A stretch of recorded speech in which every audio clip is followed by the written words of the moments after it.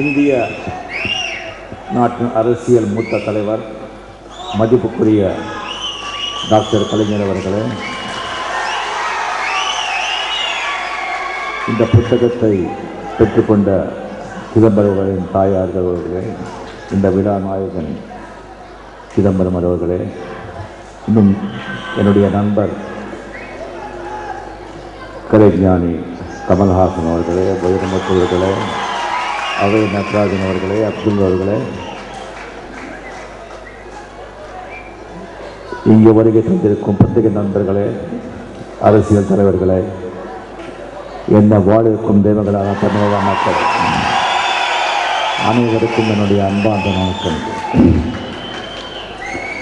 பல ஆண்டுகளுக்கு முன்னால் இதே அரங்கத்தில் நான் சிதம்பரம் அவர்கள் கூட மேடையில் இருக்கும்போது பலரை பற்றி நான் 10 வரிகள் பேசி, சிதம்பரம் அவர்களை பற்றி 2 வரி பேசி, என 10 வரிகளில் அவரை பற்றி சொல்ல முடியாது. வேறு ஒரு நிகழ்ச்சியில், அவருக்கென்றே நடக்கிற ஒரு நிகழ்ச்சியில் நான் பேசுவேன் என்று அப்போ சொன்னேன். அந்த நிகழ்ச்சி இப்போ வந்திருக்கிறது. அனைவருக்கும் தெரியும் அவருடைய தமிழ் ஆற்றல், ஆங்கில ஆற்றல். தமிழ் பேசும்போது ஆங்கிலம் வராது, ஆங்கிலம் வரும்போது தமிழ் வராது. ஆனால் இங்கே தமிழ் பேசும்போது ஆங்கிலம் வரும், ஆங்கிலம் பேசும்போது தமிழ் வரும். என்ன எந்த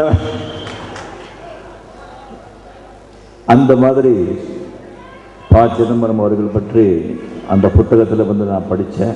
வைரமுத்தவர்கள் சரியாக சொன்னதை போல் அதில் வாழ்த்துகள் இருந்ததே வழிய அவரை பற்றி இன்னும் ஒரு 1000 பக்கத்துக்கு புக்கு போடுற அளவுக்கு அந்த மாதிரி ஒரு நூல் வரணும். அப்போ இன்னும் அவரை பற்றி நான் பேசுகிறத விட அவரை பற்றி இன்னும் நிறைய எழுதுவேன். 95 அப்போதிருந்து எனக்கு சிதம்பரம் அவருடைய நட்பு எனக்கு ஏற்பட்டது. ரொம்ப நெருக்கமான நட்பு ஏற்பட்டது. அதுவும் எனக்கு தெரியாத ஒரு அரசியல் வட்டாரத்தில் ஒரு அரசியல் ஞானி என்றே சொல்லலாம். அந்த மாதிரி இருந்த ஒரு சிதம்பரம் அவர்களை பற்றி ஒரு தனி அறையில் அமரர் மூப்பனார் அவர்கள், கலைஞர் அவர்கள், இந்த மாதிரி பெரிய பெரிய ஆளுடைய ஒரு சிநேகம் ஏற்பட்டு உரையாடிய சம்பவங்கள் இப்போ நினச்சி பார்த்தா அதெல்லாம் உண்மையா, அப்படியெல்லாம் நடந்ததா அப்படின்னு சொல்லி எனக்கு தெரிகிறது. அப்போது அதோடைய அருமை எனக்கு அவ்வளோ தெரியல. அந்த 96 டிஎம்சி உருவாகும்போது சிதம்பரம் அவர்கள்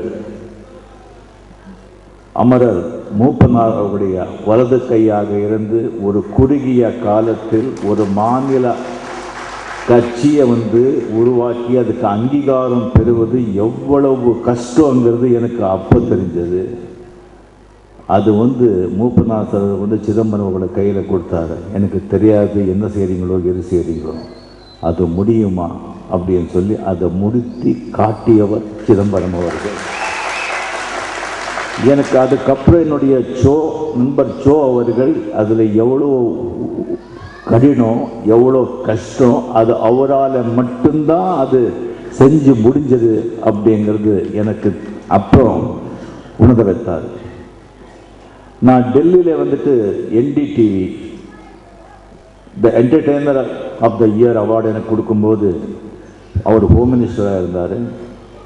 வெரி பர்டிகுலராக நான் வருவேனா அப்படின்னு தெரிந்து கொண்டு நான் வந்தால் நான் வருவேன் என்று சொல்லி அவ்வளோ பிஸியாக இருக்கும்போது கூட நான் வந்தது அறிந்து எனக்காக டெல்லியில் என்ன அவார்டு அவர் கொடுத்தாரு. அது என்னால் மதிக்கவே முடியாது. அவர் எனக்கு கொடுத்த மிகப்பெரிய ஒரு பெருமை. தமிழர்களின் பாரம்பரிய உடையான வேட்டி சட்டை அவரை விட பொருத்தமாக யாருக்குமே இருக்காதுங்கிறது என்னுடைய கருத்து.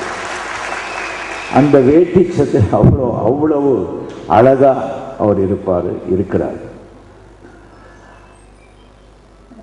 நிதி அமைச்சர் அவர் எந்த பொறுப்பு கொடுத்தாலும் எப்படி வைப்பாருங்கள் எல்லாருக்குமே தெரியும். ஒரு வாட்டி குஜராத் அவர்கள் பிரைம் மினிஸ்டராக இருக்கும்போது ஓப்பனாக பார்லிமெண்ட்லேயே இங்கே சிதம்பரம் அவர்கள் இல்லை, அது நான் ரொம்ப குறையாக இருக்குது, அவர் இங்கே வரணும் அப்படின்னு சொல்லி ஒரு ரிக்வெஸ்ட் வச்சார் ஓப்பனாக. அந்த அளவுக்கு அவருடைய திறமை. அவருக்கு தெரியும் ஏழைங்களை பணக்காரமாக்கணும் அப்படிங்க தெரியும். பணக்காரங்களை இன்னும் பணக்காரராக செய்யக்கூடாதுங்கிறதும் அவருக்கு தெரியும். பணக்காரர்களே ஏழைகளாக ஆக்கக்கூடாதுங்கிறதும் அவருக்கு தெரியும். நடுத்தர மக்களை முக்கியமாக காப்பாற்றணுங்கிறதும் அவருக்கு தெரியும். வைரமுத்துவர் சொன்ன மாதிரி சென்ட்ரலில் எந்த ஒரு முக்கிய பொறுப்பு இருந்தாலும் ரொம்ப ரொம்ப கஷ்டம். அந்த ஒரு முக்கியமான ரொம்ப கஷ்டமான பொறுப்பு அவர்கிட்ட வச்சுருவாங்க. அது அவர் ஈஸியாக அது செய்வாருங்கிற நம்பிக்கை. ஒரு ராஜ்யத்தையோ ஒரு நாடோ ஆண்ட ஒரு ராஜாவுக்கு அந்த ராஜா முக்கியமாக ஒரு 3 வட்டத்துக்குள்ளே வாழ்கிறான். 3 வட்டம். தனக்கென்று ஒரு வட்டம் அவன் போட்டுக்கிறான். தான் மட்டும் அந்த வட்டத்துக்குள் இருப்பான். அந்த வட்டத்தில் வேறு யாரையும் சேர்ப்பதில்லை, இன்க்ளூடிங் மனைவியை கூட. 2வது வட்டம் அவங்களுடைய உறவினர்கள், அவங்களுடைய புதல்வர்கள், அவங்களுடைய பொண்டாட்டி, நெருங்கிய ரொம்ப இரத்த சம்பந்திகள் மட்டும் அந்த 2வது வட்டத்தில் இருப்பார்கள். அவங்க கிட்ட 3வது வட்டம், அந்த வட்டம் நெருங்கிய நண்பர்கள். இந்த நெருங்கிய நண்பர்கிட்ட மட்டும்தான் அந்த 2வது வட்டத்துக்குள்ளே அவர் சொல்ல முடியாத, அவர் சொல்லக்கூடாத விஷயம் இல்லாமல் இந்த 3வது வட்டத்துக்குள்ளே தான் அவங்க சொல்லுவாங்க. அந்த 3வது வட்டத்துக்குள்ளே தான் அவங்க கொஞ்சம் ரிலாக்ஸாக இருப்பாங்க.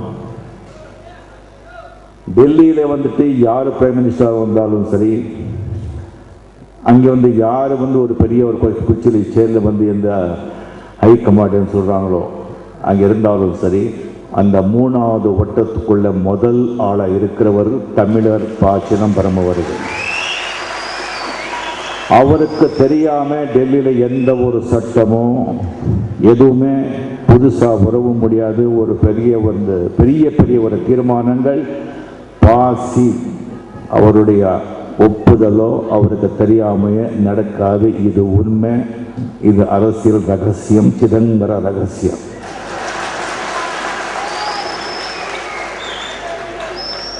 அவருக்கு எல்லாமே தெரியும்.